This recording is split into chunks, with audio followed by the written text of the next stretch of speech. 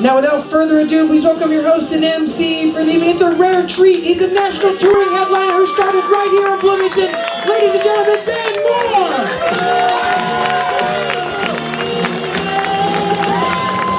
Holy shit, this is a rare treat for you guys. Oh my god. Treats. 70 of you know who I am, the other one, really, a treat? 70 of you are like, rare treat, and the rest are like, what? Who is this person? You feel it's a treat. Hey. Hey everybody! Guys, thank you so much for coming out. I am a treat, but mostly we're here tonight because Mr. Stewart Huff is here, everybody. Stewart Huff is here tonight. I'm very excited. One of my favorite people, and he's recording a CD tonight. So you guys, if you laugh, then your laughter could be on the CD if it's funny laughter. So do a good job with that. And this is one of the best comedy clubs in the country. We're very lucky that we have it here. And Jared mentioned it. Travel and Leisure Magazine, that's true, voted The Comedy Addict one of the best comedy clubs in the country. And even more exciting, I don't know if you knew this, Travel and Leisure Magazine was recently voted worst magazine by Magazine. Did you know that's the thing that happened? So you guys don't strike me as voters. I don't. You shouldn't do it. Don't do it. Don't do it. Why would you do it? I don't do it. I realize I shouldn't vote because not only do I not know the issues, I don't even know the jobs. Like, I was surprised. A friend of mine voted. I was surprised to find out that he voted for sheriff. I didn't even know that was a... I just have seen Westerns. I thought how you became sheriff was you just took the badge off a dead guy, and then you were like, well, now I'm the law in these parts. And you just knocked it out real nice. Or you held the old sheriff's hand while he died and promised to avenge his death to the Chili Pepper Boys or whoever. That kind of thing. I don't think you shouldn't have to avenge someone's death because they're dead. Like, you just say you're going to do it and then just don't do it, right? Like, why would you do it? You shouldn't have to do it. What if, is it a law? I don't know. What if somebody asked you to avenge their death and then, like, at the end it got racist? Like, I don't think you should have to do it. Just like, avenge my death, son? Who done this to you, Pa? Just Mexicans. I think I should have to do that. Avenge you generally to Mexicans. Shouldn't do that. Also, this is another one. Did you know you vote for coroner? That's another one. My friend voted for coroner. I had no idea. That means more than one person wanted that job. That means enough people wanted that job they got in a fight over it. That's fantastic. The qualifications for coroner should be you want to be coroner. You're like, I have a lot of free time and problems. I'll hang out in the basement with dead people. It's crazy to me. I mean, I don't have TV. Are there attack ads that two coroners run against each other? Like, Coroner Thompson's afraid of blood and passes out like a lady. Coroner Williams ain't afraid of dead people. Hell, he ain't afraid of ghosts. Coroner Williams. This is also true. In Monroe County, this is a law. In Monroe County, if this is totally true, that's where we are. We're in Monroe. If, for whatever reason, in the unlikely event they have to arrest the sheriff, it's the coroner's job to arrest the sheriff. That's the law here. I swear to God. This guy's like, I knew that. Yeah, you didn't know that. To his table. Guys, just so you guys at my table know, I knew that. I'm the coroner. Isn't that crazy? That seems weird, but it makes sense if you think about it, because the one guy in town scarier than the sheriff is the coroner, because the sheriff can put you in jail. The coroner writes down how you died, and everybody believes him. That's like the most power, because, right, think about it. I'd like to see that. Like the sheriff, his wife leaves him, he gets drunk, he crashes the cop car, he just goes to a bar, starts pushing people around, he shoots the jukebox, and the sheriff's just like, just going crazy, and then all of a sudden the coroner is just behind him. He's in black, being a creepy coroner. And he's like, come on, Bill, you gotta go. I've had too much. I gotta take you in. Gotta do it. And the sheriff's like, you can't arrest me. I'm the law in this town. You arrest me, you won't be able to leave your house for the rest of your life without getting a speeding ticket. And the coroner's like, all right, Bill, you do that. I'll smother you with this pillow and tell everyone you died because you paid a fat lady to sit on your face. That's what I thought. Come on. Sleep it off, buddy. Yeah, I just recently realized that women appreciate a gesture. That's what they want. They want a gesture. You know, like I never got a woman flowers, and then I realized women love gestures, and I live next to a graveyard. Like that's so easy. It's like a free flower store. Sometimes a woman, when she's falling asleep, if you're dating her, she'll want to ask you like getting to know you kind of questions. And this girl, she was falling asleep, and she was like, "What's your favorite kind of candy?" And she's older than that question sounded, by the way. She's not that young. And I was like, I don't know, Halloween? I don't know, what kind? And then she goes, my favorite kind of candy is sour punch straws. And then she was asleep. But I wanted to do a gesture, you know? So later when I saw her, I met her at a bar, and she said hi, and I just whipped out the 3 available flavors of sour punch straws. And I thought she'd be like, oh, that's sweet. But she like teared up. She was like, sour punch straws. And then her friend walked up, and her friend knew that was her favorite candy. And then her friend teared up. And then her friend said, I need to go home. Because my boyfriend is an asshole. Like, with $4.95 worth of candy, I made her night so well, I ruined her best friend's night. My friend was like, I have been whispering fun-sized Snickers into that asshole's ear every night before bed, and he has not done shit with that information for 7 years. One time we were falling asleep, and I said to her, I asked her a question. I said, well, do you enjoy blowjobs, or are you just clocking in for that? And she goes, yeah, it's fun. And then, I'd ask her, have you seen The Expendables 3? You know, like, yeah, it was pretty good. And then she asked me, she goes, would you ever do that for me? And I was like, well, why am I doing it for you? Just so you can watch? Like, suck it. Like, why am I doing that for you? And then she said, would you ever suck a dick to save my life? And I said, yes, I would do that for you. And then I thought, well, wait a minute. How did you get yourself in this situation? This is on you a little bit. I mean, I'll still do it, but how did you let your student loan debt get to a place where I'm meeting you in an alley to suck a dick to save your life? Like, why? And then she was like trying to see how far I'd go, and she said, would you suck a dick so that I could have a new car? And I said, first of all, what kind of game show is that? Like, that's not like a crying man sucks a dick for a new car. Like, I wouldn't do that. I said, no, I'm not going to do that. And then she said, would you suck a dick so that you could have a new car? And I was like, oh yeah, I would totally do it. I'd suck a dick for a ride, I think. Thank you guys so much. We got a big show for you. Coming to the stage, he's a regular here, one of my favorites. Ladies and gentlemen, please welcome Mr. Jordan Matherlicht, everybody. Jordan. Hi, everybody. Ben Moore, ladies and gentlemen. Round of applause for Benny Moore. Hi, everybody. Nice to meet you. I'm Jordan. If you can't tell by my baby face and petite figure, I'm in college. I am not a big fan of college, to be honest. They said this was going to be the best 4 years of my life. And if that's true, I am done. I'm out of life. It is worse than I thought. People always want to know what you're going to do after college, though. Huh? What do you want to do afterwards? You want to backpack across Europe? Ugh. I always thought that sounded terrible. After I graduate college, I don't intend on wearing a backpack ever again for the rest of my life. Okay, for me, school is a prison, and the backpack is the shackle that can only be unlocked by the key that is my English or theater degree. I haven't decided yet, but it's not like it matters. Take your time. I went on a date with a lady a couple months ago. Started out at a sushi bar, because that's romantic. And as we're sat, I noticed that next to us, there's a wall of like 100 photos of 100 Asian babies. Or it was 100 photos of one Asian baby. I'm not sure. To be honest.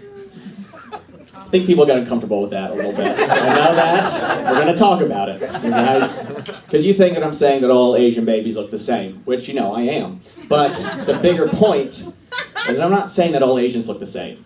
I'm saying all babies look the same. They don't have a face yet. It's the same template of a face. Like, it's just nothing yet. Nothing has happened to it. Like, any baby with the same hair color is the same thing to me. Right? We have evidence.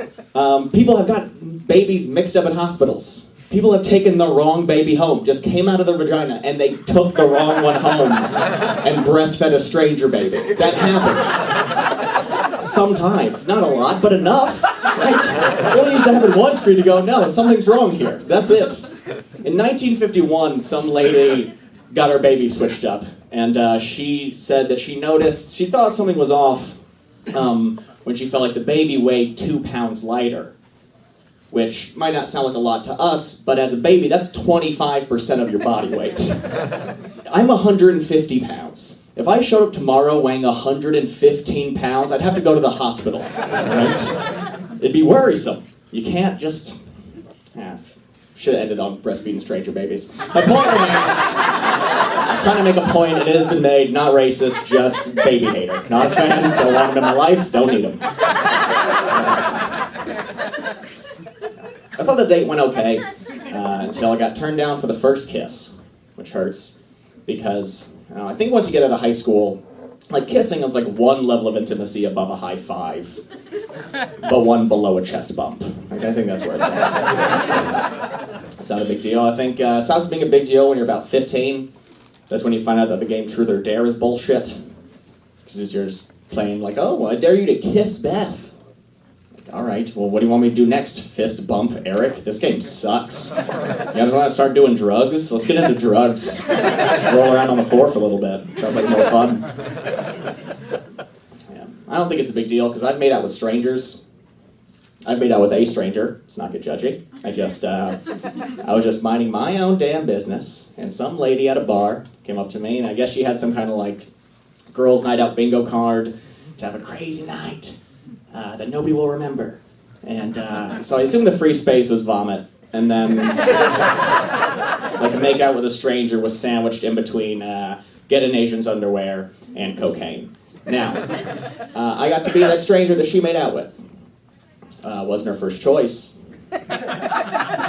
Wasn't her second choice either. I was third string behind 2 gay dudes. That's a win. I'm claiming that as a win. Hey, chose to be straight, start to pay off, you know? I don't know. Like, I just don't... Like, presidents have been kissing babies for decades. Nobody gives a shit. I bet that there was no group of people more relieved than babies when JFK beat Nixon. I bet they were ecstatic. Right? They won the lottery. John Boy, handsome man. Nixon, sweat reptile. But 8 years later, Nixon did win. There were a bunch of 9-year-olds going up to babies, like, haha, you guys got fucked. Enjoy your lives. We still got some of that Marilyn Monroe lipstick. You know what I mean? They were having sex. Let's all be adults. They're both dead. We can talk about them. I got sad at night. I was like, oh, I didn't want to. That makes me sad now. I didn't have my first kiss till I was like 16, which I was embarrassed about for a long time because my friends in high school were much cooler than I was. Like when I was 16, some of my friends had 3-year-old babies, and you know how I feel about those. Like some of them had so many pregnancy scares they weren't even scared of them anymore. That's a hard heart. And you can just look somebody in the face and say, what, she's 3 weeks late? It's a side effect of being cool, man. It's just how shit goes when you're rocking it. You know? First kiss, first girlfriend, second day we were dating, full-blown makeout session, not to brag or nothing, but it was on the set of my high school play, The Diary of Anne Frank. Hey, look, you guys can judge me if you want to, but we did not get caught. Again, I have nothing better to do. This is my day. This is it. Felt like king shit after that, right? Think you're a god. Try to brag about that instance to all my sex friends. And you think you're king shit if we're getting, second day, mouth to mouth. And you're taken down a peg when you are informed that a month ago she was behind a dumpster giving some guy mouth to dick. I didn't know that. It changes things. Gandhi had a mustache. I know, right? Seems out of character. I was talking to a buddy about it, wondering why. He thinks that he did it to look sexy. It's like, Gandhi? That's not the Gandhi we know and love, But he's like, he made a point, he's like, he took the time to shave every day, and we know that he was a busy man, right? I mean, had a lot on his plate, metaphorically, of course. I have a different theory. I think that, he was living like, protesting with that. I don't know if it was a form of protest or like, I don't consider him a protester as much as a guy who just didn't eat until he got his way. That's mostly what he did. I mean, he was wearing a diaper in front of people constantly. He was bald. You know what? I think he grew that mustache so people wouldn't think he was just a big baby. That's an explanation I can give. Come on, eat your peas, Gandhi. No. What? No.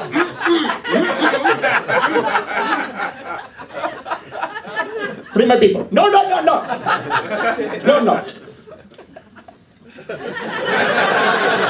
All right. Guy's not a fan of Gandhi. Whatever. He was a good man with a hot-ass mustache. But, all right, we'll make it more current. Elvis, also important to me. Elvis loved rock and roll, one of the pioneers of rock and roll. Went to war, if you didn't know. Went to war after he was one of the most famous people of all time. And to make sure he applied as a regular soldier, right? Was with us common folk. Which is crazy to me, because he was so goddamn famous. Like, there was people walking through the jungle alongside Elvis. It's like, guys, all right, we need to come up with a game plan. Now, Johnson, you cover the flank. Lart, you get the sniper. Presley, can you sign my bazooka real quick? I know this is a bad time, but Jailhouse Rock is my favorite movie, and Coiffed is my favorite hairstyle. Like, I love you so much. Oh, my God. Oh, Elvis, they got Jimmy. Oh, Jimmy. Oh, dead. But they did not get any blood on his blue suede shoes. Come on, Elvis. You decide you did. You love me? You hate me. I get it. But they were in, they were in the jungle in, I don't know, Vietnam or Korea. I didn't do much research. But he was so goddamn famous that I bet there was enemies, with snipers going, holy shit, guys. I think they brought Elvis. What are we doing? This war has gotten out of control. All right? They drafted their king. This is crazy. As much as I talk about babies, I know I'm still a baby. I don't do adult stuff like watch the news, which is an adult thing I hear you do. I think the news is dumb. I think they report on dumb things. We live in Indiana, so I don't think we need a news story every time a tornado hits Kansas. I think there should have just been one news story that says, tornadoes hit Kansas, avoid Kansas. Message received. Okay? They always try and tell you all these sad facts, 20 people dead, which is a tragedy, 20 people, a couple of them are probably pretty hot. You know what I mean? It's always sad to lose some of the good ones, you guys. I think this is part of the joke where people are wondering, are jokes still happening or is this guy just a dick? 50-50. I don't know, I think it's I think it's rude to broadcast sad information, It's just putting sad out there. Let us know the happy stuff. How about anytime you legalize something cool, you let me know. Okay, the day I can come to your state and be high on whatever substance I want while attending the wedding of 2 gay billy goats, I'm interested. Until that day, mind your own damn business. I think my favorite memory I have is of Chicago's Gay Pride Parade. A couple years ago, I went to support one of my best friends who converted to gay in 09. Couldn't decide for a while, but flipped a coin, landed on gay, so that's what he does now. And, I saw what can only be described as a fresh transsexual. Fresh out of the oven. She was new. Guys, it was her first day on the job. Walking around screaming at the top of her lungs, I want his dick in my mouth, I want his dick in my mouth, and I want his dick in my mouth. Which I can say is the sexiest thing I've ever seen. All right, guys? Oh shit, just me. All right, I get it. I think people, especially dudes, get taken back by a statement like that. Like, oh, Jordan, that's gross. She used to have a dick. My point exactly. She used to have a dick. Alright, well think about it this way, guys. Would you not sleep with your 30-year-old girlfriend because she used to be an 8-year-old? You guys have a good night.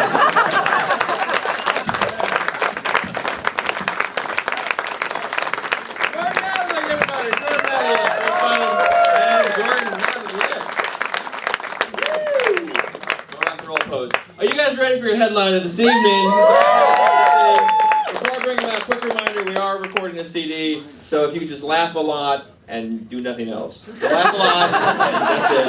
A lot of laughter. We're very excited, and it's an honor to bring this man to the stage. He was a breakout phenomenon of the Limestone Comedy Festival. He's one of the main reasons I wanted to be a stand-up comedian. He's an artist and a lot of fun to watch. Ladies and gentlemen, please, Mr. Stewart Huff.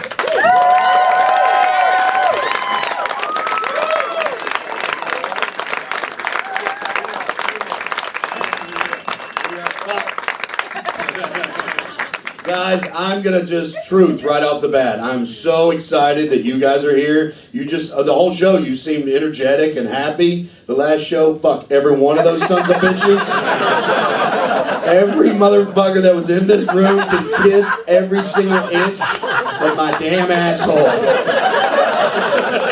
Is that truthful enough, ma'am? You're looking at me like I've already cussed a lot. I don't know why. I feel like this is it. Like I'm recording a CD, you know, and I feel like you guys are the perfect people. Lock the fucking door. I don't want any other answer. Anybody that comes up and goes, I want 100 to get in. Fuck 100. These are the people. Before we dive into this shit and find out if I'm right, let's say this publicly. Ben Moore, I met him. I think he'd been on stage once, I think, and it wasn't good. When I met him, he was not funny. He wasn't even close to funny. He didn't even know where the zip code for fucking funny lived. Yeah, and now he's absolutely hilarious. The guy is hilarious. Yes, it's a pleasure to watch the work that man has put into it. You know what I mean? Because that's what it takes, you know? Because it ain't easy. You get up here, you sit in your hotel room all day, and you think, oh, that's funny, and you get up here and say it into this, and you realize, no. And that brings us to Jordan Matherly. I'm just fucking with you. I love Jordan so much. Here's how much I just told Ben this story, okay? Jordan's the tall kid that, you know, I like him so much because he fucking wants to be funny so bad. He wants it hard, you know what I mean? Fucking hard. Yeah, and that's what you gotta be when you're young. You gotta fucking want it! Yeah, so I sent him this text message just out of the way, and here's exactly what I wrote. I said, you want to go to South Dakota with me and do some shitholes? That's what, and I just wanted to see what he would say back to me, and he wrote in caps, fuck yeah. He didn't say, how much money am I going to make, or, oh, I don't know if I can get off work. He would quit a fucking taco job to go to South Dakota. And he did it too. I took him to South Dakota. We were in shitholes, ma'am, and he stood in front of fucking rednecks and went, Gandhi has a mustache.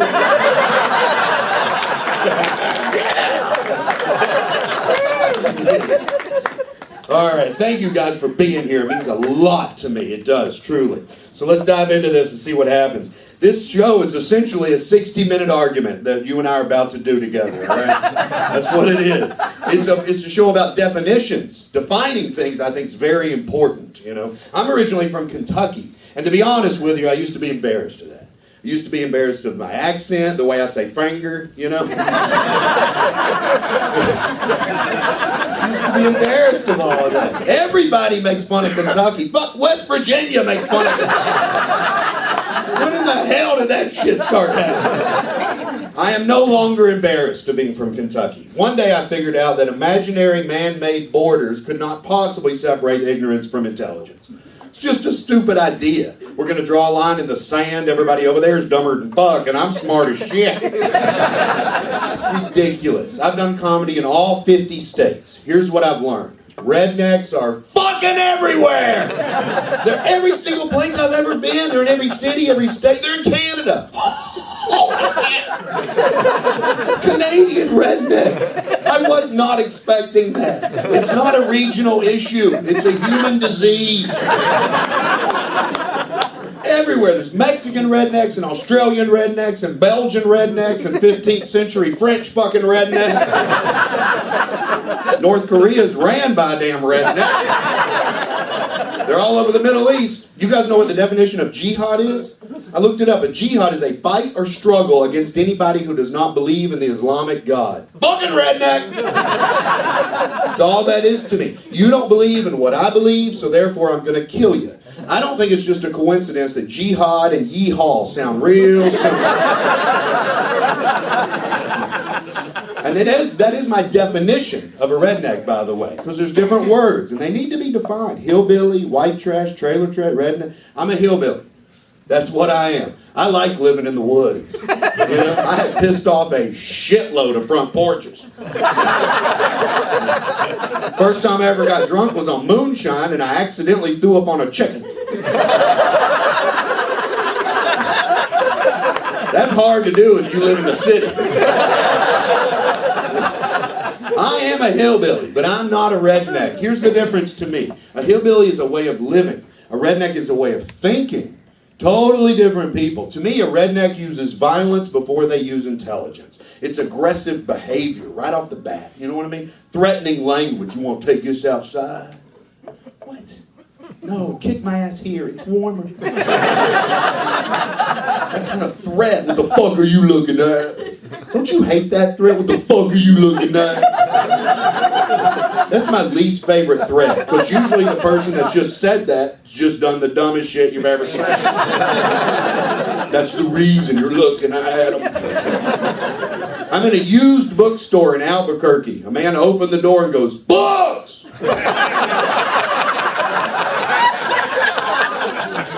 In my head, I thought, he just yelled what he saw. I turn around, what the fuck are you looking at? What? I'm looking at a human see and say. What do you think I'm looking at? You can't just yell what you see. He'd open the door to the strip club. Boo!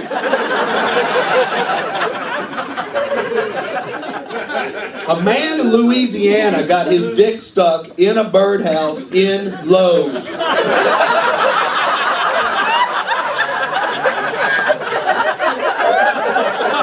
Do we need to discuss the previous sentence? Most important words. What the fuck are you looking at? And I'm not saying that I'm above the behavior. Pay for the birdhouse and quietly exit the store. Where does the threat come into this? You know? Just own it. I'm sorry, I thought it would fit.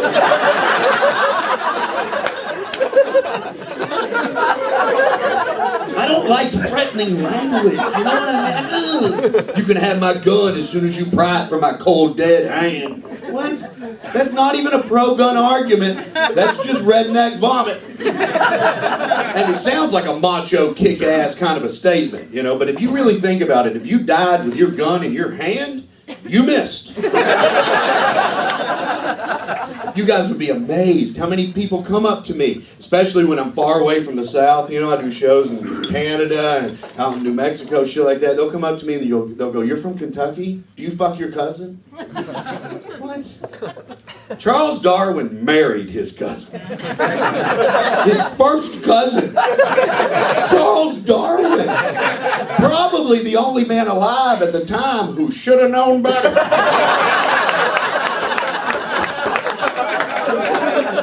How in the hell can you be working on the theory of natural selection during the day and winking at your damn cousin at dinner? Did he not bring his work home with him? What the heck? Charles Darwin married his cousin. Albert Einstein married his cousin. Bach married his cousin. Thomas Jefferson married his cousin. Yeah. Long story short, I've been emailing my cousin.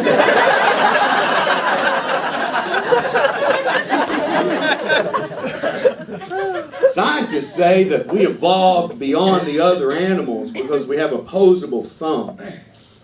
That sounds fucked up to you guys first time you heard it. I remember clearly in school, my science teacher said that, and I thought, what? This? But this is the reason I'm smarter than a possum? Doesn't it just sound silly that this is the reason? To this day, I don't believe that opposable thumbs is the main reason we evolved beyond the other animals. I'm going to make another argument tonight, see if you guys agree. Curiosity. I think that is the major difference between our brains and other animal brains. You and I are extremely curious little creatures. We've categorized every single item we've ever found on this planet. Every rock, every cloud, every tree. We have different categories of Bigfoots, and we haven't even fucking found one yet. That's an amazing level of curiosity. Isn't it? Yeti and Sasquatch and Obama. We haven't even fucking found one. But when we do, we're ready. You got one? What color is it? What? That's an Obama snowman. We care about things that do not pertain to our survival. You know what I mean? That I own a book called The Mating Habits of the Common Housefly. I bought it because why the fuck would we care? A professor wrote 373 pages on flies fucking. And you want to know how curious we are? I read it. I wanted to know. Why do we care about things outside of our survival, you know? Other animals breed, collect food, and protect their young. That is the majority of their entire lives. You and I fuck with shit. Isaac Newton split white light. This is white light. Sunlight's white light. There's colors inside of it. In the 17th century, Isaac Newton looked at sunlight and thought, there's got to be something inside of that. Who in the fuck thinks that way? I'll tell you who doesn't think that way. Squirrels.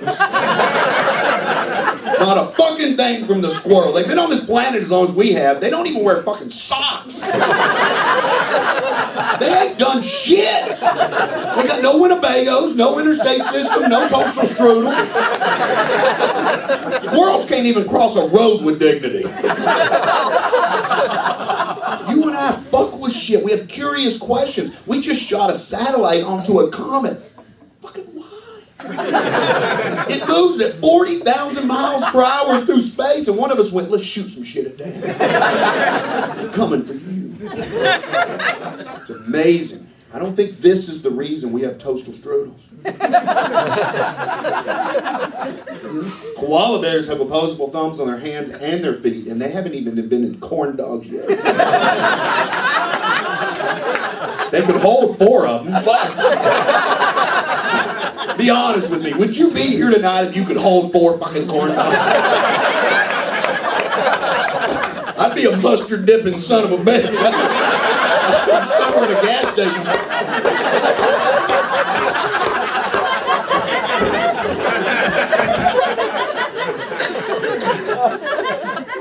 I believe this is our tool. That's all this is. Every animal on this planet has something about its body, its physique, right? Has something. Mosquitoes to gray whales, they all have something that help them in their environment.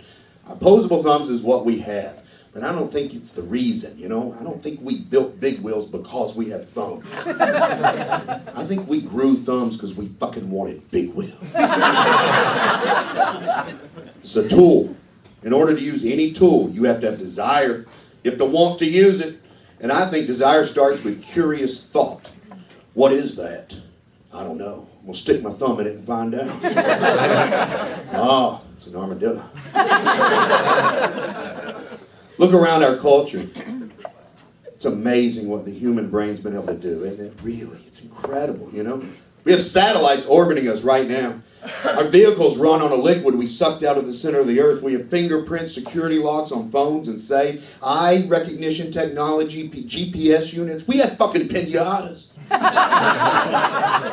I think the pinata is the most underrated human achievement. One of us said, I wonder if I can put candy in a horse and beat the fuck out of it. And then we did it. That's an amazing thought to have, and then we fucking did it. It's a paper mache horse you beat the shit out of and candy falls out of your head. It's the perfect blend of anger and joy smushed together.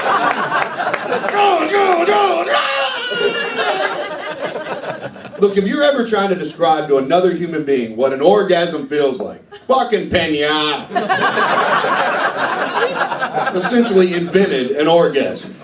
And whoever added the blindfold is a damn genius. That person should be on the nickel. It's amazing what has come out of this thing. You have to be in awe of the potential, keyword, potential of the human mind. We have hot dogs with cheese in the middle. You know why we have them? We wanted them. One of us got tired of putting it on top. You don't accidentally have hot dogs with cheese in it. You know what I mean? We didn't find that shit in the woods. We set out to put cheese in the middle of a fucking hot dog. You ever walk around Target or Walmart and just look at the shit we've invented? It's fucking amazing. You can get a hammock for a cat. I saw a kayak with a cup holder. It's amazing. There are men's razors with scented handles. Have you seen them? They're in Target. Men's razors with scented handles. I guess the complaints for men were just flowing in. Men were sending emails. I'm shaving and I ain't smelling shit. Is this America or not, damn it?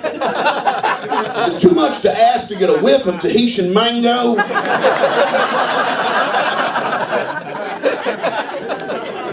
All this shit we invented came from right here. A woman came up to me after my show about a year ago, something like that. Here's the sentence she said, upset me. She said, the education system in this country cannot be fixed. And immediately I thought, bullshit. We figured out how to get drunk on wheat. Pantyhose are made out of petroleum. How the fuck did we figure that shit out? Easter beams. I'm gonna say it again. Goddamn Easter beams! You know those squishy little yellow fucks? You know what they're made out of? Crushed up horse hooves. I know, that's the same face I made. It's the same face. I read it and I went, oh. Crushed up horse hooves. I thought for certain they were made out of chinchilla dreams. Figured all this shit out, and then this woman says we cannot fix the education system. I told her, I said, ma'am, we have glow-in-the-dark butt plugs. One of our fellow human beings said, why is my butthole empty? It's Tuesday, for fuck's sake.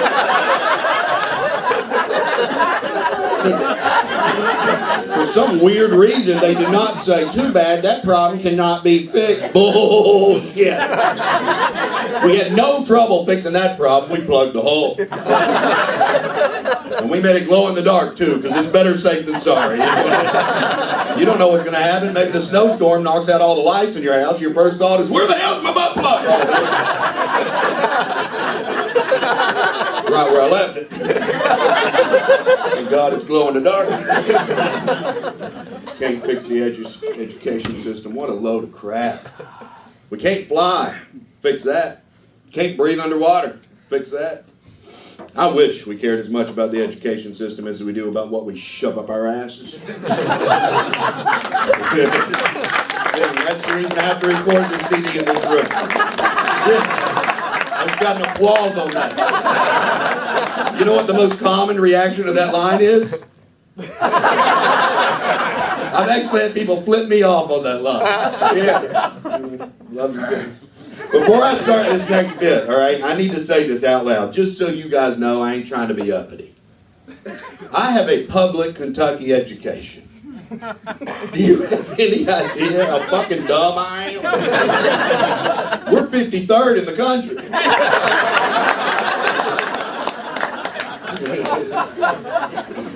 It's amazing to me. I reread my senior year history textbook recently. I still have it. I was blown away just how dumb this fucking book is. I just kept reading it like, how the fuck did I fail? I must be dumber than broccoli casserole. Here's a quote. Listen to this. This is incredible to me. Here's a quote from my senior year history textbook. DeSoto discovered the Mississippi River. He knew it was called that because the Indians that lived in the area told him that's what they named it. I put it to you guys, if those words went into your ear and your brain did not go, what the fuck? How can you discover anything's already been named? An adult wrote that, another adult approved it, another adult published it, and another adult taught it to me. I don't know if you guys know this or not, but I discovered Connecticut. Fuck it. Because we're making shit up. I was driving, saw a big sign that said, "Welcome to Connecticut." I said, "Oh, this shit's mine." I think the education system is the #1 social issue in this country. Educating your young, what could possibly be more important than that? You and I currently live in a country where some dog breeders don't believe in evolution. I will stand like this until you laugh. It's the funniest line I've said all night. How in the hell can you be breeding new types of fucking dogs? And you don't believe in evolution? That's fucking amazing. That's like a baker not believing in the rising power of yeast. Dog breeders are basically saying this. We're going to take the tiniest wiener dog out of this litter and the tiniest wiener dog out of this litter, and I'm going to make them hump. And I'm going to make tiny fucking wiener dogs. And I'm going to keep doing that till they'll fit in a purse. But evolution's a bunch of bullshit. How can you be creating evidence for something you do not believe in? That's humor. The only difference between Mother Nature and breeding dogs is Mother Nature makes shit that works. Mother Nature does not give a damn what fits in your purse. You know, Mother Nature made the wolf. The wolf is a precision pack animal with night vision. A wiener dog gets stuck on a thick rug. I'm not saying they're not cute. Wiener dogs are adorable, but can you imagine a wiener dog trying to hunt and kill its own prey? That's the TV show I want to see. Drop a wiener dog in the Amazon. I want to watch that fucker survive. What would it last? A minute and a half? We're going to drop him. Oh, fuck, we need another one. We created every single breed of dog using artificial selection, right? We picked the puppies that we like the characteristics, you know. It's artificial selection. It's evolution. Pugs. I'm a pug fan. You like pug? They're adorable, aren't they? But when we're in this room, let's be honest, they can't even fucking breathe. We bred them till they have no more nasal passage.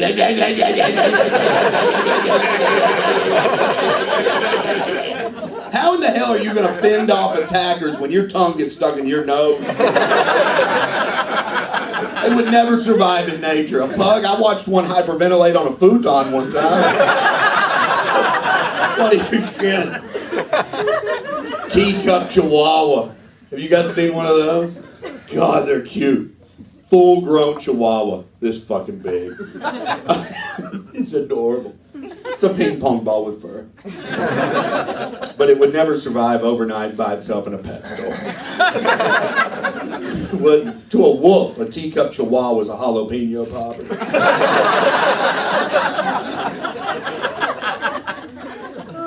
I think the society that you and I have created is actually interrupting Mother Nature. See if you guys dig this idea. I think we're interrupting her job. There's a warning label on cotton balls. Look, I don't want to come off as insensitive. Now, those of you in the room that know me, I have a big heart. But I like honesty on a comedy stage. If you cannot navigate the prickly minefield that is a cotton ball, fuck you. I know it's harsh, man. I know he's being mean. It says do not ingest on cotton balls. Do not ingest. Look, if you eat too many cotton balls. And you become sterile. Good. Why are we warning the stupid people? It goes against Mother Nature. We all have these phrases, right? Like, go green, get back to nature. I'm 100% for it. I live in the woods. I think it's a great idea. The one aspect nobody's discussing, Mother Nature ain't nice. She's efficient. We all know it's true, we just don't like it. Yeah, she's efficient. Mother Nature does not care about the individual. She cares about the betterment of the entire species, you know? Cheetahs can run 60 plus miles per hour.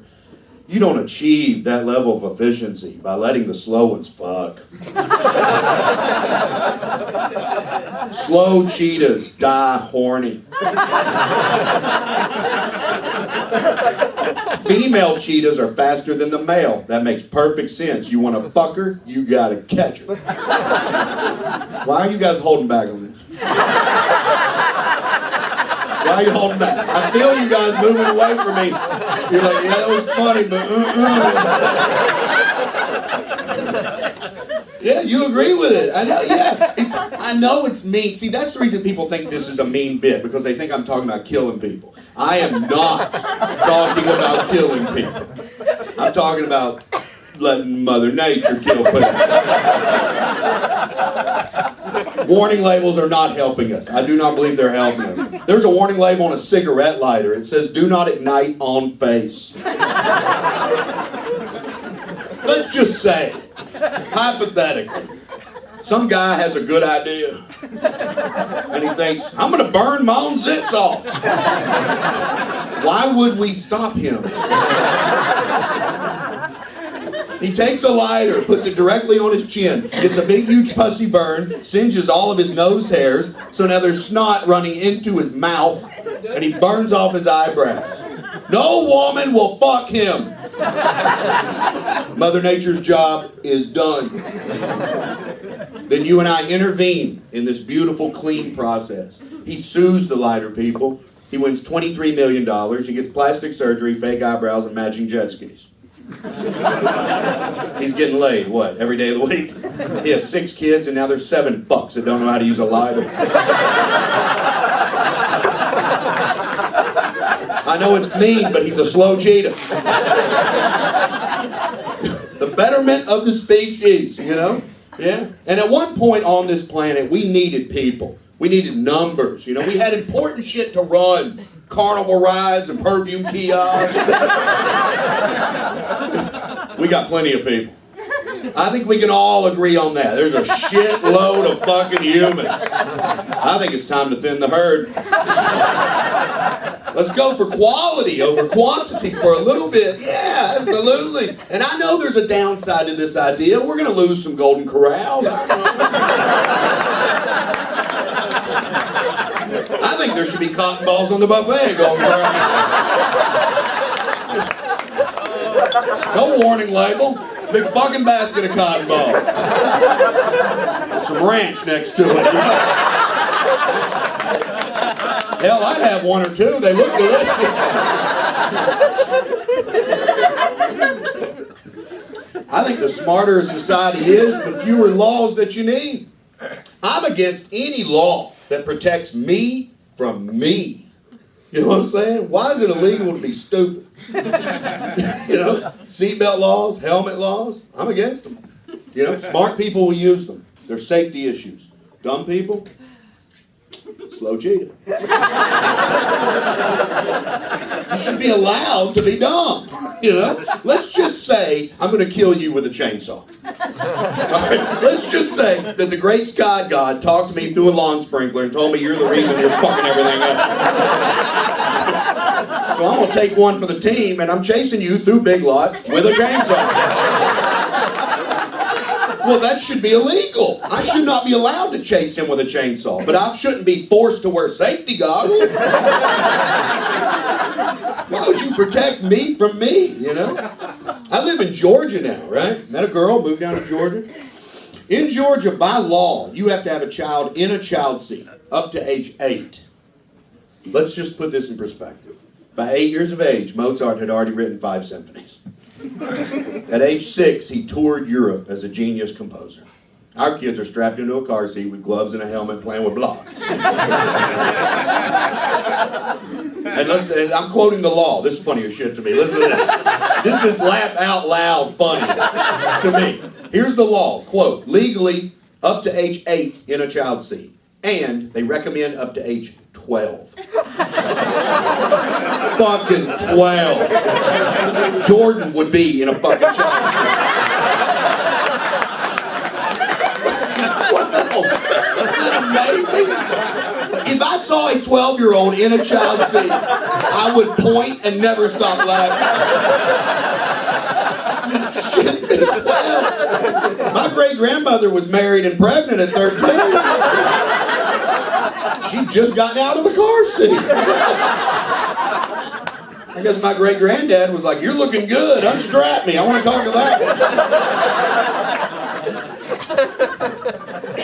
one. We seem to be putting a tremendous amount of energy into making sure we're all safe, and almost no energy into making sure we're all educated. I don't see how this could possibly end up good. You know what I mean? We're all going to be alive and dumber than fuck. What's the point of that, really? And I know there's a couple of you guys in this audience tonight that disagree with me, and I respect your opinion. I'm going to say one more line, you know on this just a little bit. You give it 8 or 10 years, you're going to be shoulder to shoulder with birdhouse fuckers.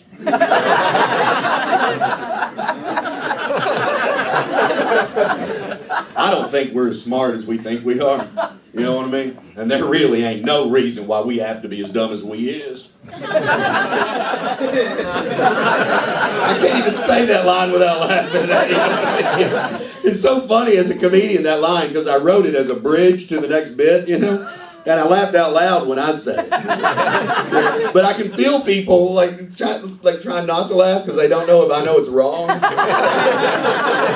Does he know that's incorrect? Fuck yeah, I do.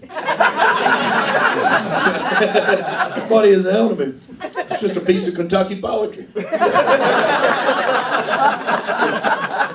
Poetry. That's another thing that I think separates our minds from other animal minds, you know? I think we're artists. I think human beings, all of us, every single one of us, we're artists. And I'm not saying we're all Mozart and Picasso. I'm not talking about ballet and origami, you know. I'm just saying that us, you and I, are expressive creatures. We're extremely expressive creatures. Because that's all art is to me, okay? There's a long-standing argument on what's the definition of art. And most of them deal with high art, you know, what's really good art. To me, all art is expressing yourself. It's any choice you make that does not contribute to the function of the item, you know? You go to buy a shirt, you pick out a shirt that you like. You pick out a color that you like. Those are both artistic choices you just made. Because who the fuck cares? It's just supposed to cover your nipples. That's it. But we pick things that we like, you know? We decorate ourselves. We do. That's all art is to me. Any choice you make that does not contribute to the function of the item. Trans Am's low to the ground, aerodynamic, right? Because the point of that car is to go as fast as it possibly can. Those two things are pure function. Spoiler on the back pushes the car down, speeds the vehicle up. Pure function. But the words "the pussy wagon" on the side, that's art. It's absolutely art. Somebody chose those words to express themselves. You know? And in case you need the pussy wagon, you know exactly where it fucking is. That's all art is to me, you know? And look at us. Look at the way we operate. Look at this room, all the shit in this room, you know? Look at this sign. Somebody made this. They made choice. Look at that fucked up H. What the fuck's that? Someone literally chose that, you know? Someone said, make it askew. You know, look at everything we do all around. Look at this stool. This is bullshit. Look at this. What's that fucking thing? It's dented in on the leg. Isn't that weird as fuck? You see that? What the hell? Why would we do that? Someone went, you know what? Bend it. Now that right there is a fucking stool. It's everywhere you look, human beings design and decorate everything we do. You're on the interstate. There's a sign that says speed limit 65, right? There's a border around that. There ain't no need for that border. The numbers are reflective. The border is excess. We liked it. It's the only reason fucking border's there. Somebody said, put a border around that. We ain't animals. Make it nice. We like things decorated. We had embossed flowers on our toilet paper. Why? We like to feel pretty. There's no other reason to have embossed flowers on your toilet paper. You ever sit down in a public restroom and there's nothing on the paper? No flowers, no design, nothing? You feel like, ugh, that's horrible paper. Just because it ain't pretty, we think it's fucking bad. We're extremely decorative, expressive creatures, you know what I mean? Decorative gravel.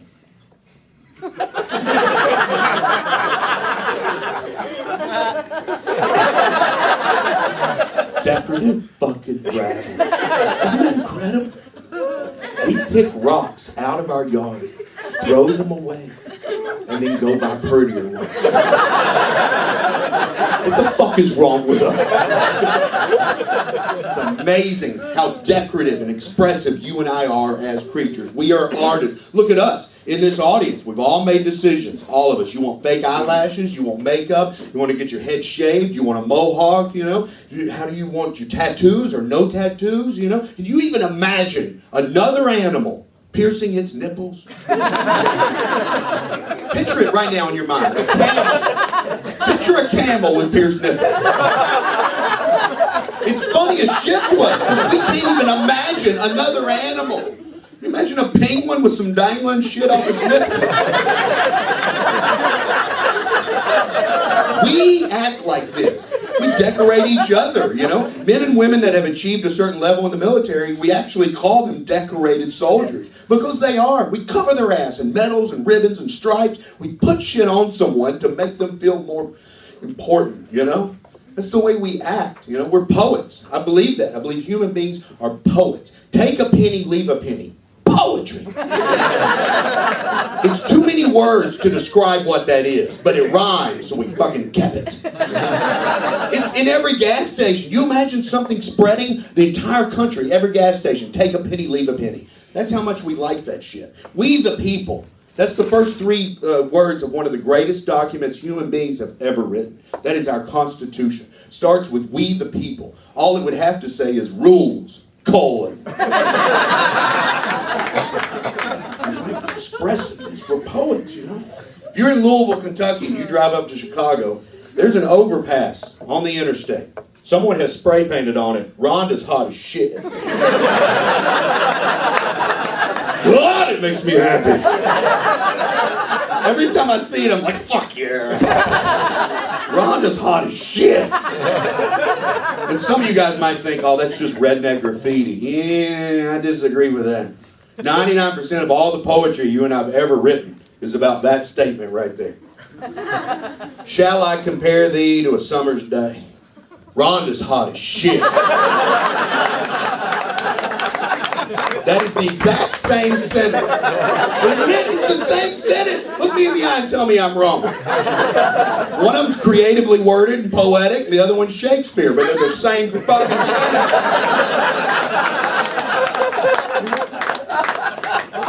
I started to collect evidence for this argument. Like I said at the beginning, this is a 60-minute argument for me defining us and seeing if you guys agree with me. That's what I'm interested in. Do you agree with me, you know? So it's a 60-minute argument. So here's what I did, guys. I took my notebook out and towns I was doing comedy in, you know? And I started not art museums. I didn't go down to the big mural on the building or anything. I started to look at tiny details. Shit you and I have made that we added something to just because we fucking liked it. You know, take a penny, leave a penny. You're going to put a patio in at your house. You can get powdered cement with pebbles or without pebbles. Fucking why?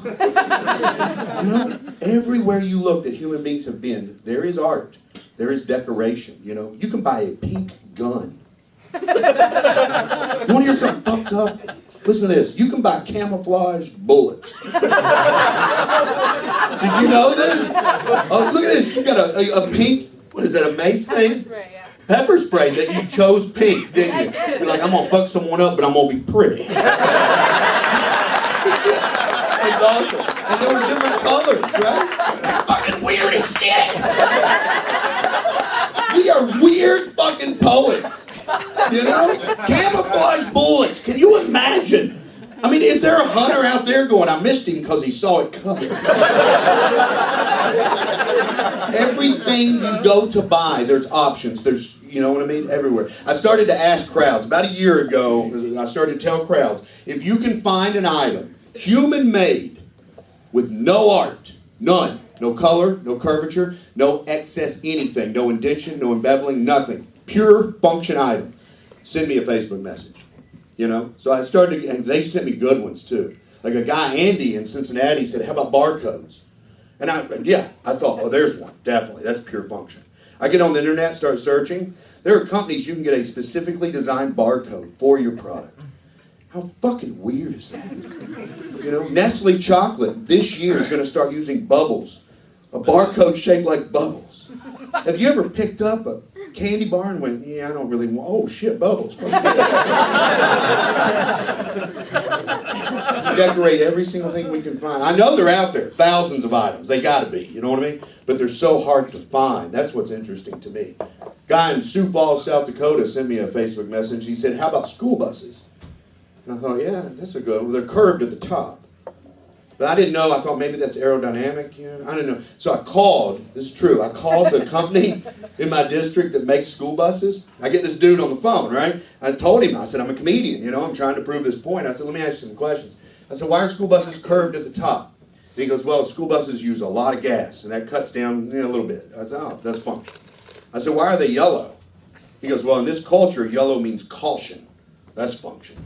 So then I said, what's that black stripe down the side of the school bus? And he goes, oh, that's just flourish. Isn't that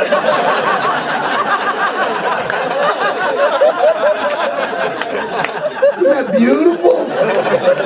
It's so beautiful. Here's the best part of the conversation. At the end of it, he goes, hey, I answered your questions. Will you answer mine? I said, absolutely. He goes, how fucking weird are you? Yeah. Curious poets. I'm going to add one more word to that. And this right here is my definition for what you and I are as creatures, okay? Scared.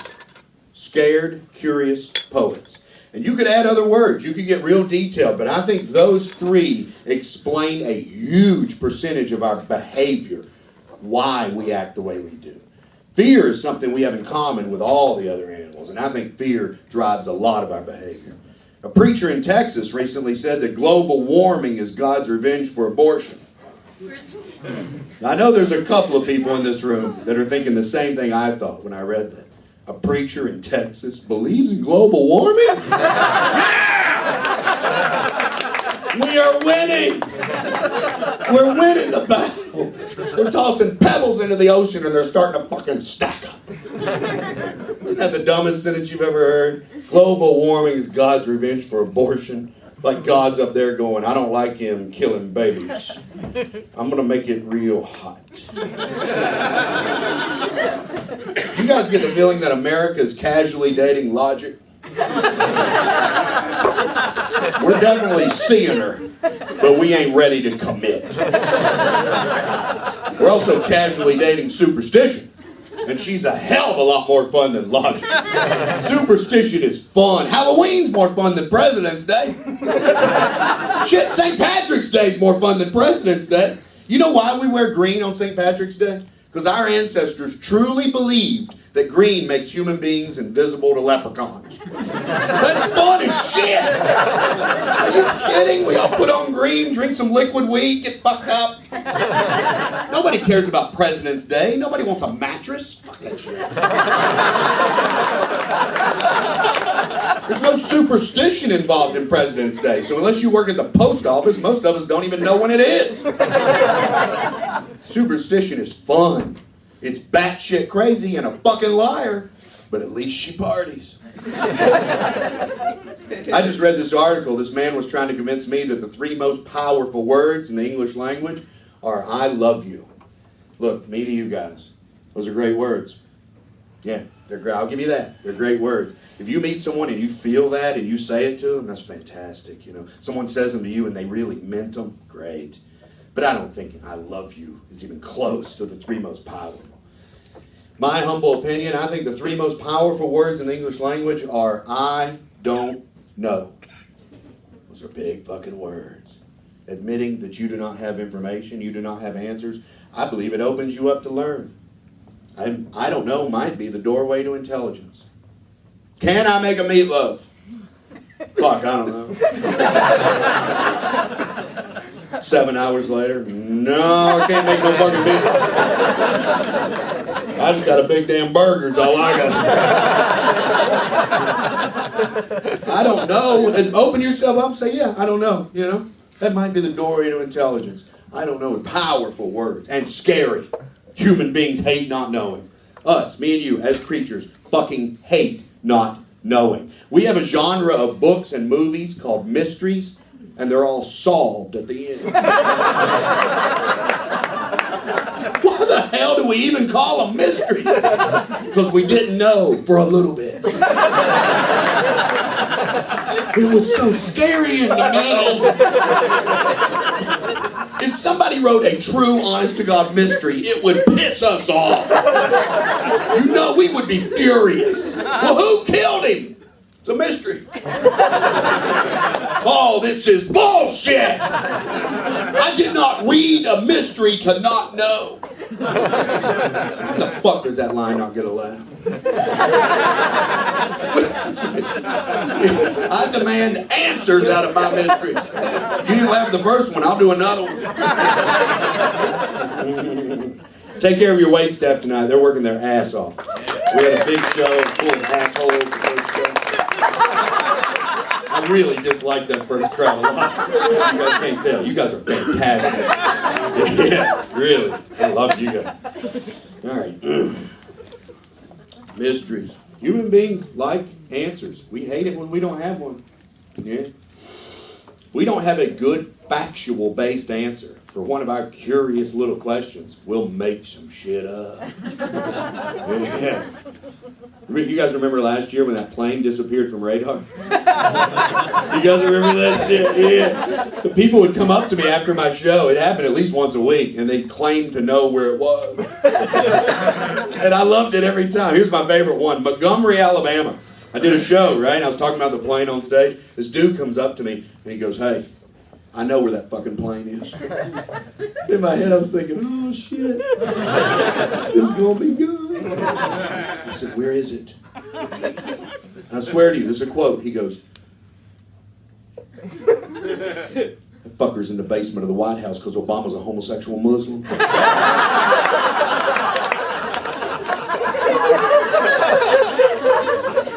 Our brain's ability to make up some bullshit is a myth. We're such poets, you know? It's incredible.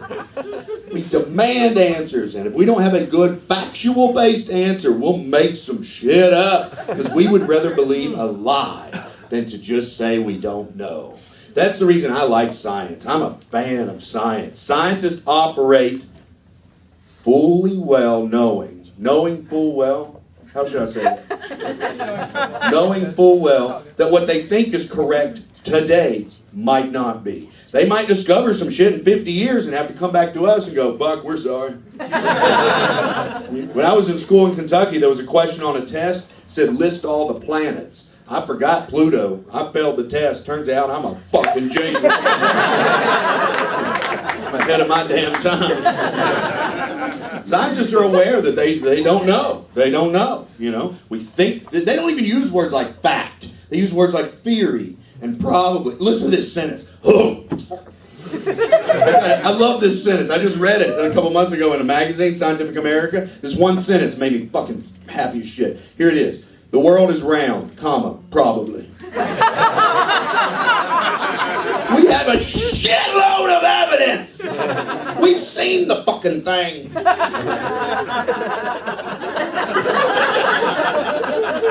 But scientists will not say definitively 100% beyond a shadow of doubt that they know the world's round. God, it makes me happy. That sentence is on my refrigerator. It says the world is round, comma, probably. Every time I go to my fridge, I think, oh yeah, I'm dumb as shit. I don't have the answers, you know. The reason I love science, different than religions. Religions are answers to our questions, you know. And I love religions. I do. I hate what some people do with religions. killing each other in the name of your God. Disgusting, fear-based human behavior. But I don't hate religions. I think they're beautiful. In my opinion, all religions on this planet are nothing more than our ancestors attempting to answer huge, curious questions with no information. That's fucking gorgeous. Can you imagine being alive on this planet during a time and place when the sun was going down and you didn't fucking know why? That'd be scary as shit. And the sun goes down slow, too. The sun's an asshole. You ever realize that? Where in the fuck did the sun go? That was a huge question for our ancestors. It had to be, because every single ancient tradition has an answer to where in the fuck did the sun go. So we know it was on their minds. The ancient Egyptians believed that the sun disappears at night because a goddess that lives in the sky put it in her mouth. And then throughout the night it passes through her body, and the next morning she gives birth to it. Isn't that incredible? It's batshit crazy and a fucking liar, but at least she parties. They made some shit up because they didn't have an answer. My favorite answer to where in the fuck did the sun go? The ancient Japanese believed the sun disappears at night and reappears the next morning because the entire planet Earth rides on the back of a huge fucking catfish. If that sentence did not make you happy, we are not even similar. God, it makes me so happy. Sometimes I just lay in the hotel room bed and picture it. Our planet on the back of a fucking catfish. We're like a blue marble. Tiny little marble. That catfish would have to be fucking huge. They believe that's what happened to the sun. Where in the fuck did the sun go? Catfish swam away from it. Is that an answer or not? You know what they thought earthquakes were? Catfish wiggled its tail. You imagine waking up 4,000 years ago and you're in a cave and all your shit's fucking shaking like a swamp, and you're like, God damn, what the hell's going on? And your roommate goes, Catfish is wiggling his fucking tail. Oh, well, I'm glad I know.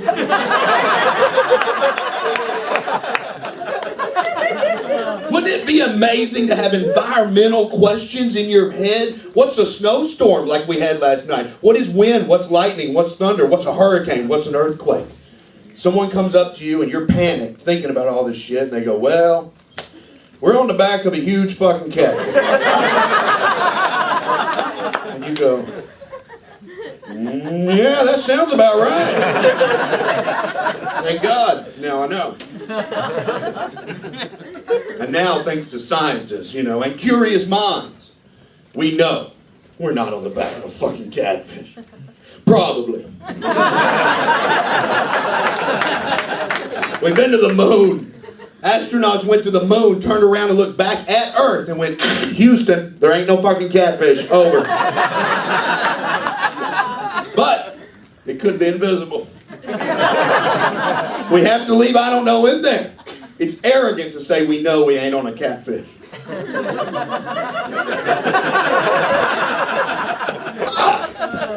God, that sentence makes me happy. Do you guys ever do that? Like a sentence just thrills you to fucking death? It's arrogant to think we ain't on the back of a fucking catfish.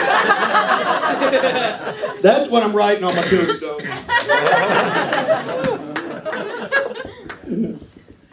I'm not making fun of these people either. The Hindus believe that the entire planet Earth rides on the back of a turtle. Yeah. And when someone said, what's underneath that turtle? They said, another turtle. And then when someone said, all right, man, well, what's underneath the second turtle? They said, buddy, it's turtles all the fucking way. Isn't that a beautiful answer? Basically what they're saying is no matter what question you ask me, you're not going to get me to admit that I don't fucking know. Kiss my ass, I'm going with turtle.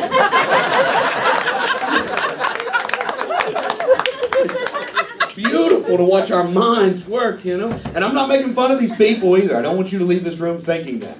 I don't think you and I are much different than them. I think they had big, curious questions, they had no answers, and they did the best they could with no information. How different are we? Let me ask you guys a question. Seriously now, okay? Let's say we know nothing. I mean, not a fucking thing. There's no education. None of us have ever been to school. There's no internet. Not a book has been written. We don't know a damn thing, okay? And let's say that this room is our cave, and you and I are a tribe, okay? We have questions because we're curious little creatures. Are we floating? Is the planet riding on the back of something? What's the fucking deal? I give you two answers for that question. Two options. Number one, there's a force coming from the center of the sun. It is holding the entire planet Earth suspended in space. It is pulling us towards it. The only reason we don't get sucked into the sun is because we're moving at an angle at 2 miles per second. It's the perfect speed. If we were going any faster, we would shoot off into the galaxy. Any slower, we would be sucked into the sun and burn up. And this force coming from inside the sun is invisible. Or we're on the back of a fucking turtle. Which one you gonna go with? I got $50 on turtle all fucking day long. I'm a turtle man. It just seems more plausible, doesn't it? I don't believe these people were stupid and we're smart. It's not what I believe, you know? Next time you guys are at home and you're bored and you ain't got no pinata, here's something fun to do. Get on your computer and search, what did our ancestors think rainbows were? Oh, the answers are beautiful. Croatians believe that a rainbow, literally their word for rainbow, translates into God's seat. They believed it was God's stool. A rainbow, when God wanted to come down to earth, he put a rainbow down, sit on it, and fuck with us. Cherokee Indians believe that a rainbow is the hem of the sun god's coat. What a sun god would need with a coat, don't fucking know. Bulgarians believe that if you walk underneath a rainbow, you'll change genders. Where in the fuck did they come up with that shit? Was there just one person going, hey, don't go over there, I used to be a woman. Here's my favorite one. Listen to this. Oh, this makes me happy. Germans, ancient Germans believed that a rainbow is the rim of the dish that God used to hold the colors that he painted the birds with. I am not that creative. Whoever made that up is a master liar. That's a big bunch of beautiful bullshit. There's a couple of African tribes that believe that a rainbow is a hideously painted demon coming up out of the ground to eat your children. Can you imagine seeing a rainbow and you think it's a negative thing? They literally hid their kids from rainbows. That's amazing, isn't it? Look at all the different answers. That's what interests me. They're not even fucking close. Stripe of color just appeared in the sky. What the fuck is that? It's a human question. Antelopes don't seem to give a fuck. Brown-throated, three-toed sloths are oddly silent. You and I saw a rainbow and said, what the fuck is that? It's a curious thought. A couple thousand years ago, we had not one fact to build a good answer on. So we made some shit up. That's fear. Being afraid to say you don't know, so you make up a lie and believe it, is fear. And what we made up ain't nothing but a big basket full of fucking poetry. Scared, curious poets. God, it makes me happy that I live on a planet. At some point in the history of this planet, an adult walked outside of a hut and went, holy shit, kids, get in here! Fucking rainbow!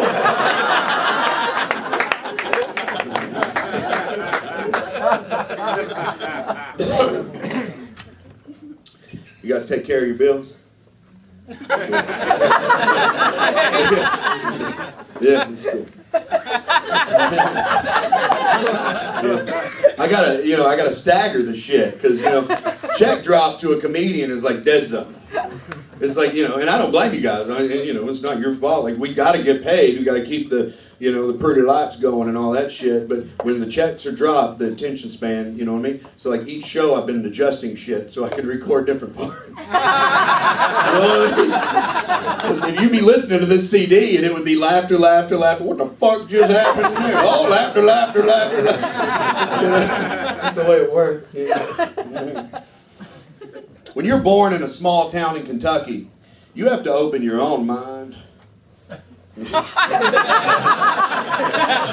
there really ain't a lot of people there to help you. My nanny's my favorite person on this planet. That's what I call my grandmother, my nanny. Yeah, we all have different names for her, grandparents. I call her Nanny. She's my favorite person. She's fucked up. She's weird. She thinks differently than everybody else in my family, and I've always just hung around her, even as a little kid, because she would say weird shit, and it attracted me. She eats dessert first. Don't know why. Yeah, fried. Every meal I've ever seen that woman eat: chocolate cake, then fried chicken. Didn't know why my entire childhood. Teenage boy, I said, "Why do you eat dessert first?" She goes, "Honey, there might be a fire."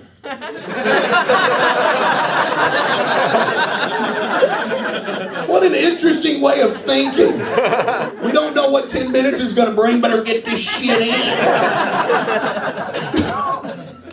She always thinks differently than everybody. Gave me books my entire childhood. It's probably the reason I read is only because of her. And she never once said, "You have to read this book. I want a book report from you." Never. Not once said one word. She'd walk back past me, put a book in my lap, not say a damn thing, and walk away.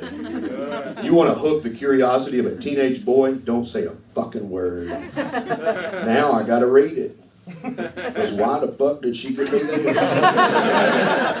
You know what I mean? She's an interesting woman. Small woman, 4'10", shaped like a potato. Never saw that woman care at all about her appearance. Not one. She told me one time that beauty sleep was a waste of her damn time. I went to eat with her one time at Crackle Barrel, right? She's 65 years of age. I showed up, bathrobe, rollers in her hair, and a Pink Floyd t-shirt on. Yeah. Fascinating woman. Love that woman. Yeah. Love to watch her do prayers too. Family prayer, everybody holding hands around the table. She started at, here's my favorite prayer I've ever heard anybody tell. I'm going to quote the entire prayer right here. "We are poor people. Whoever you are, thank you for Willie Nelson."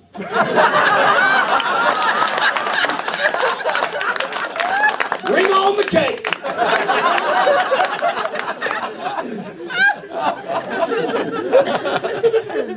When she died, it was hard. She died. I was at her funeral, and I was listening intently to the preacher. Because this was all kinds of broken.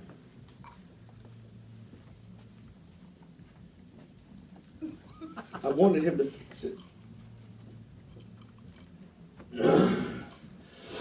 I was listening intently to that man, and I'm honest when I'm on this stage.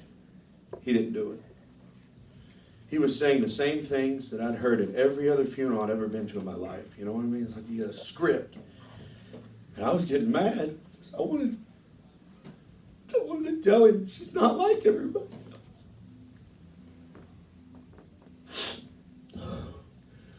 I wanted to scream at that man. I wanted to say, the woman that you have in that box is a curious poet. And I am scared. I didn't say anything at the funeral. I just sat there, just getting mad, broken. I went back on the road because I got to make a living, and I did my shows, and I would just go home and back to the hotel and lay on the floor. I couldn't even get in the bed, and I would just lay there. And the question that killed me, couldn't get it out of my head. I just kept thinking, where is my nanny? Where is she? Is she in the clouds and streets of gold and angels? And is She's just rotting underneath the ground in a box. She's been reincarnated. She communing with the buffalo spirits. Where is she? That question upsets me. Makes me mad. I don't want comfort. I want the answer. I don't want to hold on to something. I want the answer. I trade my thumbs for the answer. One day I was circling a bed in Montana, a hotel room bed, and I was saying that over and over. Where is she? Where's my nanny? Where's my nanny? Where's my nanny? Where's my nanny? And then this sentence came out of my mouth. I don't know where it came from. I just thought, she's gone to find the answers.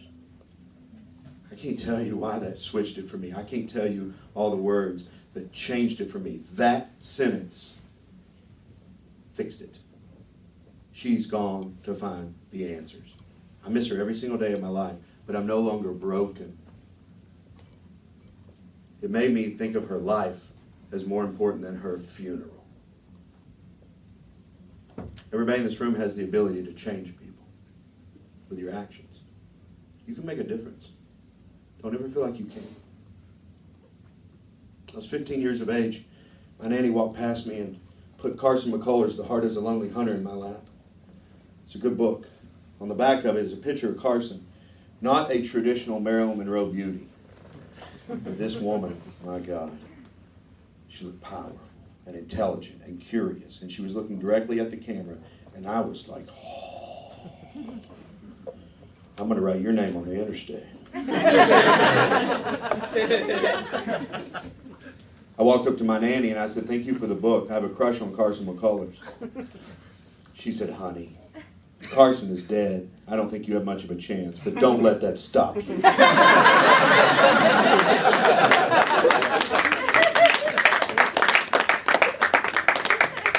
Where is my nanny? I don't know. But I'm not going to let it stop me. If there is some kind of judgment day after this, some kind of day where I have to prove that what I've done is worthy to move on, I'm putting my cards on the table. Face up, too. No bullshit. Face up. That's what I got. I have a 2 and a 7.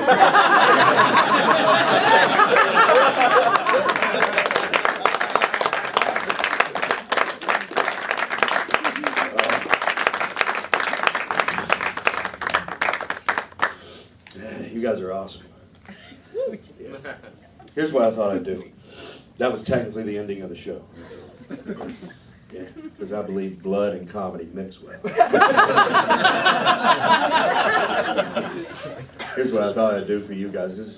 You're the best crowd we've had all weekend. You truly are. I'm not pissing you off.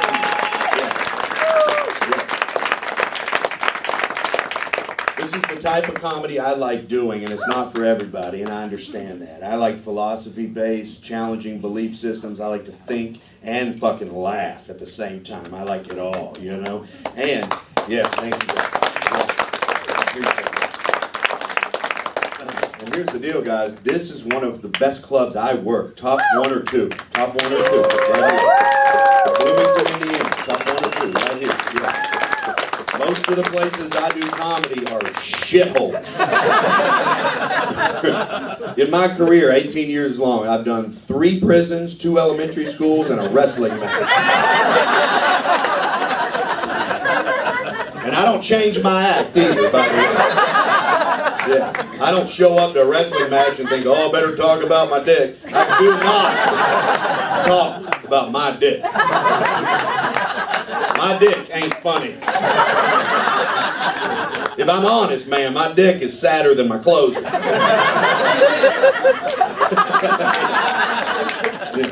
This is the type of comedy I do. Now, when you do this type of comedy in front of crowds that do not want to hear it, you know what I mean? The friction causes some juicy heckles.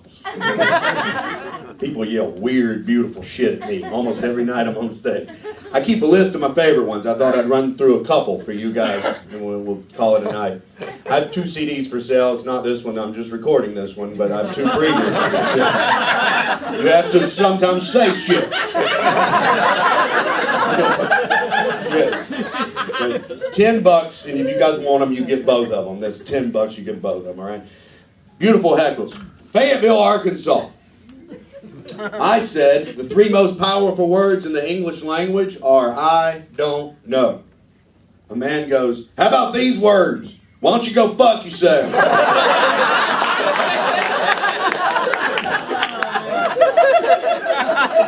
I said, buddy, I appreciate you trying to help, but I think that's more than 3 words. And I'm not lying to you. This is exactly what he did. He goes, why don't you go fuck yourself? No, that's 3. He even looked at his fucking fingers when he did it. St. Louis, Missouri. Woman yelled out, I want my money back. All right, ma'am, why? Quote, this is what she did. She goes, because God ain't no fucking catfish. I gave her money back out of my own pocket because that's the best reason for wanting a refund. I want it written down on a piece of paper. Reason for refund. God ain't no fucking catfish. Birmingham, Alabama. I'm in the middle of the heartfelt story about my nanny, which I think is an important piece to do.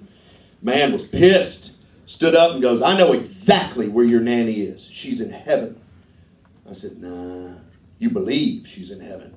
Knowing and believing, not the same things. He goes, they are in Alabama.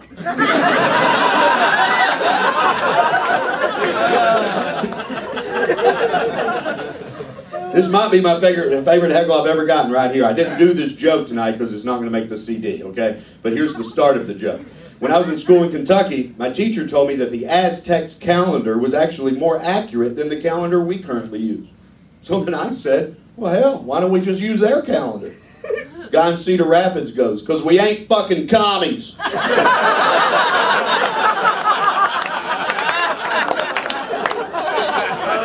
Say what you want about the Aztecs, but they were strict followers of Karl Marx.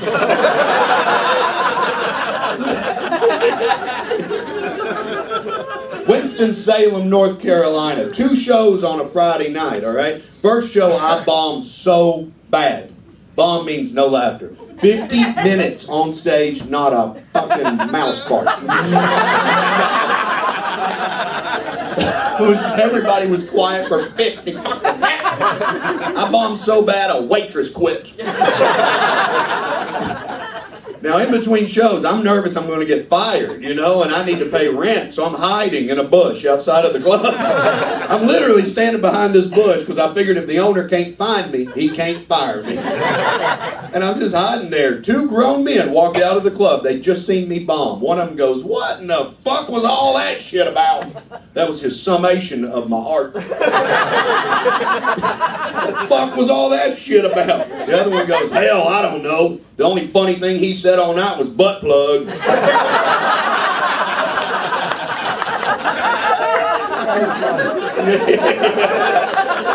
Yeah, 2 slow cheetahs fucking getting out of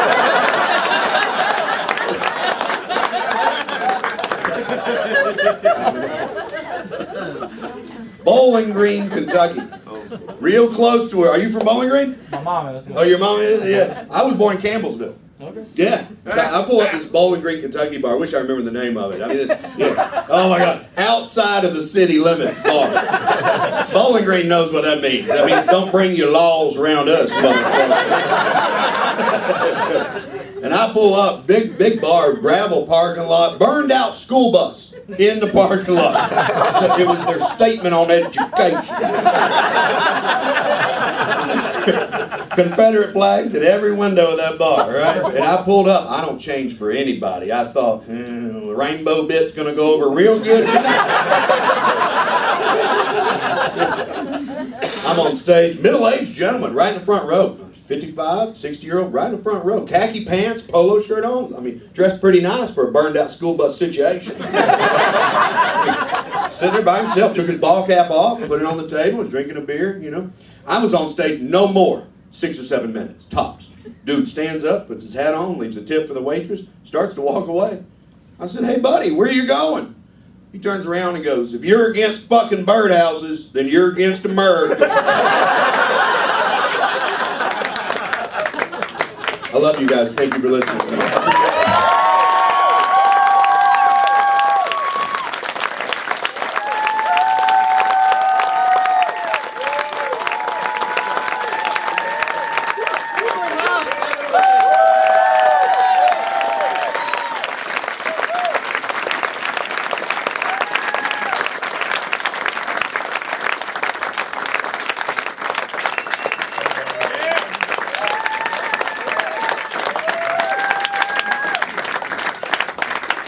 Huff, ladies and gentlemen. Come on.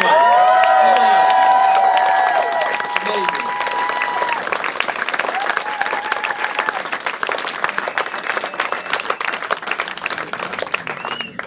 You guys have a good time tonight. We're a great crowd. I think that might have been the CD, you guys. Thank you so much for that. He's going to be right over there selling CDs. You can say hi. And we do shows every weekend here at the Comedy Attic, Thursday, Friday, and Saturday. Great acts coming up. Top Air's going to be here next month. Top Air's going to be The Whitest Kid You Know.